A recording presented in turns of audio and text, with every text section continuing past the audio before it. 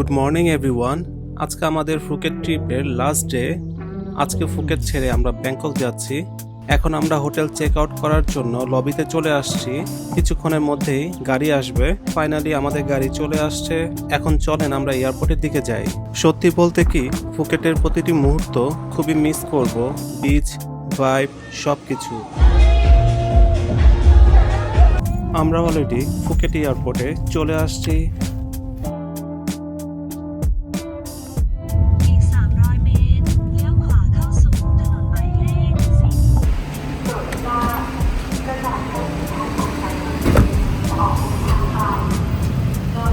Self service check in করলাম। আমাদের ফ্লাইটটা ছিল ডোমেস্টিক ফ্লাইট। তারপর লাগেজ ড্রপ দিলাম। ফ্লাইট টাইম ছিল 10টা 25 মিনিটে। আমরা আজকে থাই এয়ারওয়েজে করে ব্যাংকক যাচ্ছি। এয়ার টিকেটের প্রাইস পড়েছে 6100 টাকার মতো।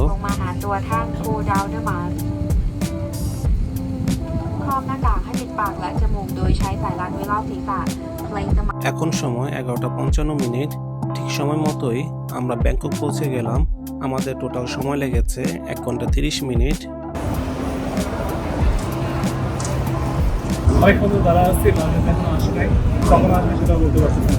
এয়ারপোর্ট থেকে বের হয়ে আমরা বোল্ট অ্যাপ দিয়ে ট্যাক্সি বুক করলাম। খুব ইজিলি ট্যাক্সি পেয়ে গেলাম। একটা টিপস দেই, গ্র্যাব আর উবারের চেয়ে বোল্ট অ্যাপে ভাড়া একটু কম আসে।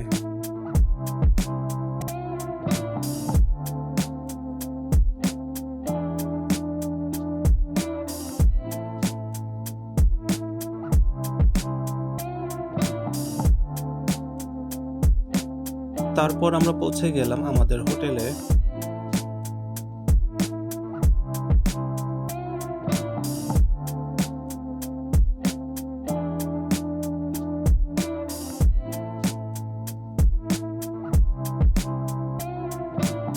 এই হোটেলটা আমরা 2 দিনের জন্য নিয়েছি।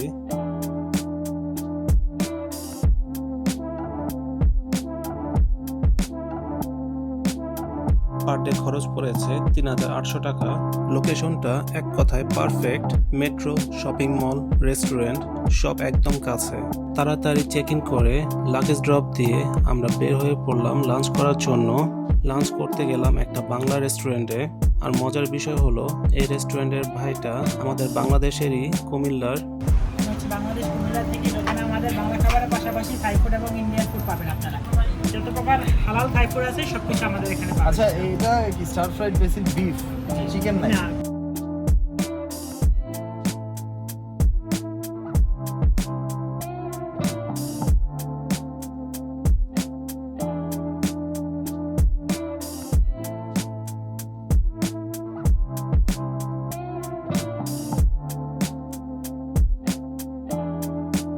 খাবার ছিল এক কথায় অসাধারণ। লাঞ্চ শেষ করে আমরা এখন যাব আমাদের আজকের জার্নির হাইলাইটের দিকে।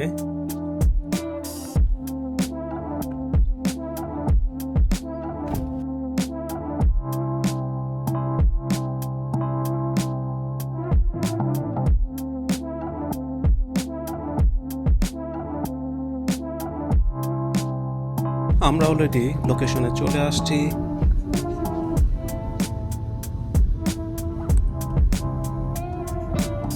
আসার পর দেখি এখানে 78 তলা বিল্ডিং। আমরা এখন এর টপ ফ্লোরে যাব।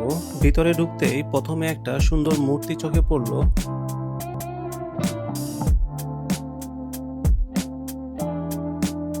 টিকিট আমরা আগের থেকেই অনলাইনে কেটে রেখেছিলাম, তাই আমাদেরকে লাইনে দাঁড়াতে হয়নি। একদম স্মুথ এন্ট্রি। সিকিউরিটি চেক শেষ করে ভিতরে ঢুকে একটা জায়গায় ছবি তুলতে হয়। সেটা করেই আমরা লিফটের দিকে যাই।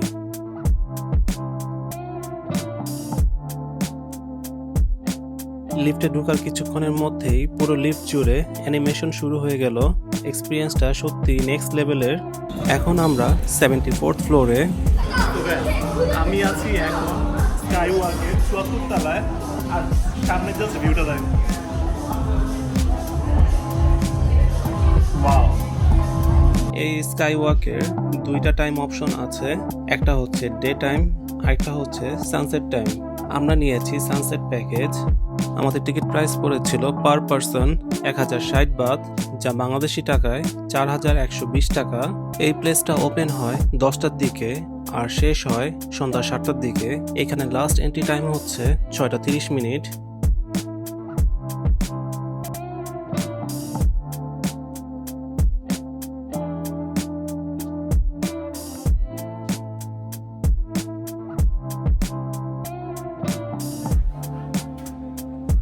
ที่17แล้วบอกนะไอ้สกายวอล์กนั่นแหละนะคะสกายเป็นเจนไลน์ এরপর আবার লিফট নিয়ে আমরা উঠে গেলাম টপ ফ্লোরে।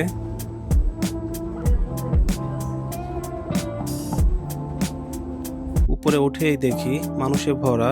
এখানেই হয় আসলে স্কাইওয়াক এক্সপিরিয়েন্স। স্কাইওয়াকে ঢুকতে হলে জুতোর উপরে এই কাভারটা পরতে হয়। গ্লাস ফ্লোরের ভিতরে মোবাইল নেওয়া যায় না, বাইরে কেউ থাকলে সে ছবি তুলে দিতে পারবে। ভিতরে ঢুকে আমরা বেশ কিছু সুন্দর ছবি তুললাম।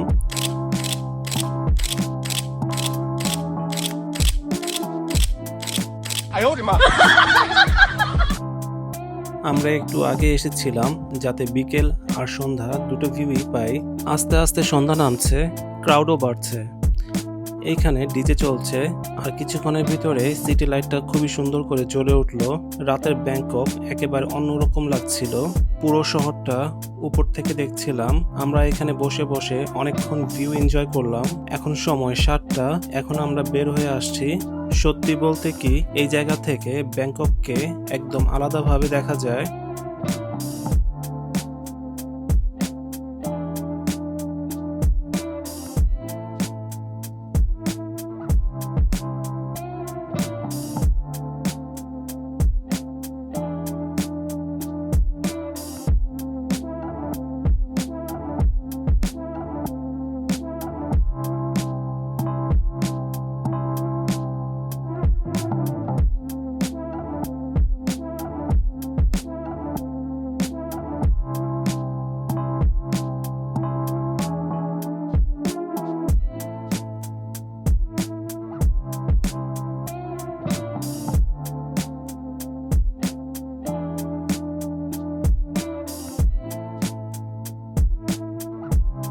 এইখানে আরো একটা অ্যাক্টিভিটি ছিল, এটা হচ্ছে স্কাই রাইড।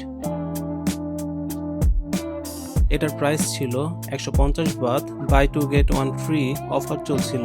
এরপর শপিং করার জন্য আমরা মেট্রো ধরলাম, কারণ মেট্রো দিয়ে গেলে সময় অনেক বাঁচবে।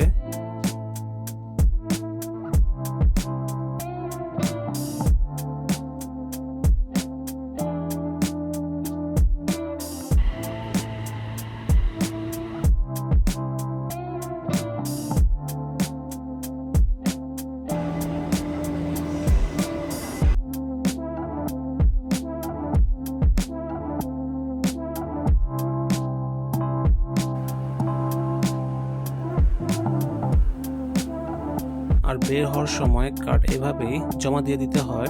আমরা গেলাম বিগ সি শপিং করার জন্য। জায়গাটা খুবই ভালো, দামও রিজনেবল। আমরা এখানে মোটামুটি অনেক শপিং করলাম। শপিং শেষ করে হোটেলে ফিরে একটু রেস্ট নিয়ে রাতে আবার বের হলাম ডিনারের জন্য। ডিনার করতে গেলাম আরেকটা বাংলা রেস্টুরেন্টে, মুন রেস্টুরেন্ট।